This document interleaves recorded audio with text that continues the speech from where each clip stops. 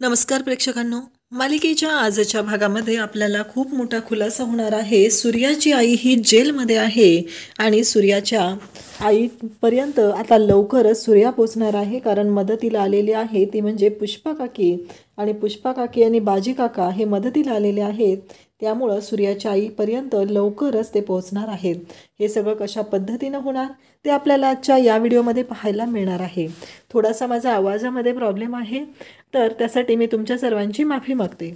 तर इकडे पुष्पा काकीला आता शालन विचारत असते, मला आत्ताच्या आत्ता कळलं पाहिजे की तुम्ही इथं का आलेले आहात, तुम्ही कशासाठी आलेले आहात, तुमचा हेतू काय आहे मला कळलं पाहिजे.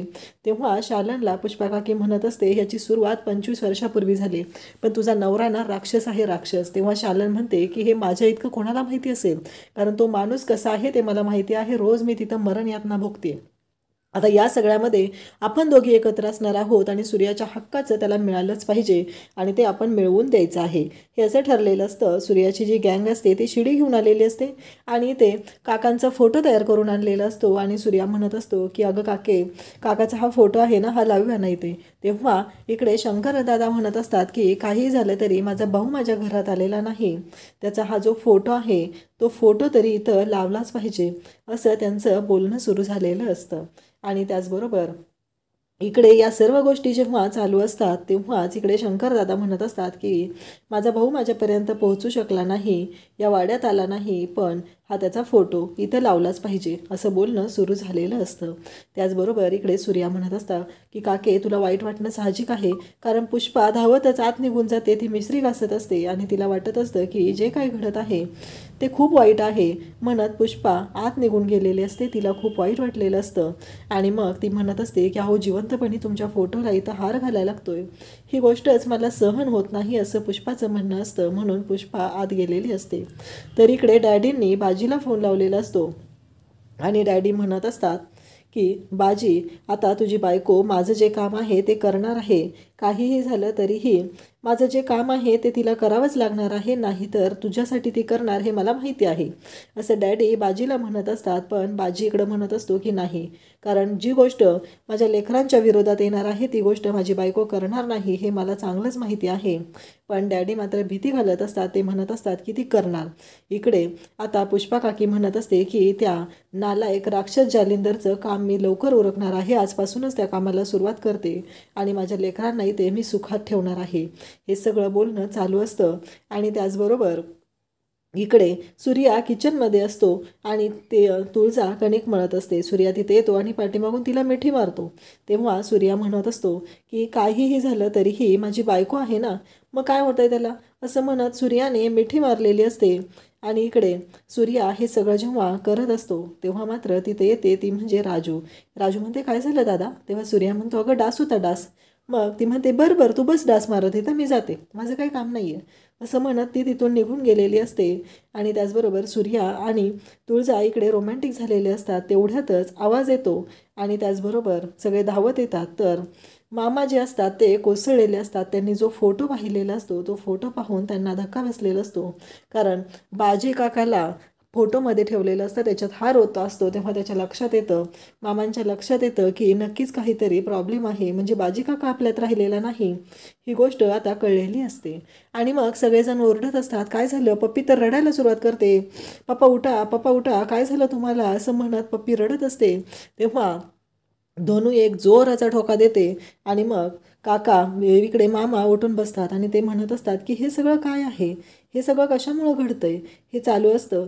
आणि त्याचबरोबर इकडे आपल्याला पाहायला मिळतं की जेव्हा या गोष्टी घडत असतात तेव्हा मात्र इकडे पप्पीचं असं म्हणणं असतं की काहीही झालं तरीही आत्तापर्यंत माझ्या बाबांना काही झालं नव्हतं, माझे बाबा बरे झाले पाहिजेत, असं पप्पी म्हणत असते. आणि त्याचवेळी इकडे पप्पीला पुष्पावाकी म्हणते की इकडे तुझ्या बाबाला नाही काही होणार, तुझ्या पप्पाला काही होणार नाही, माझा किती जवळचा मित्र होता, बाजीशिवाय मी राहायचं सुद्धा नाही, वाट बघितली किती दिवस, पण हे सगळं काय झालेलं आहे, असं म्हणत असतात. तेव्हा पप्पीकडे पुष्पाकाकी येते आणि म्हणू लागते, खरंच किती मोठी झाली ना गं पप्पी ना तू, लहान असताना लय भांडीकोंडी खेळायला लागायची आणि तुला नवरा म्हणून सूर्याच असायचा, पण काळजी करू नको, तुझ्यासाठी चांगला मुलगा मी बघते आणि तुझं चांगल्या ठिकाणी लग्न लावून देते, असं बोलणं चाललेलं असतं. तेव्हा मामा इकडे म्हणतात पण मुलगा बघायला आला की पोहे नाही बनवायचे तर पुरणपोळी बनवायची. आणि मग पुष्पा काकीचा आणि त्याचबरोबर सूर्याच्या आईचा पुरणपोळीचा जो किस्सा आहे तो सांगितला जातो.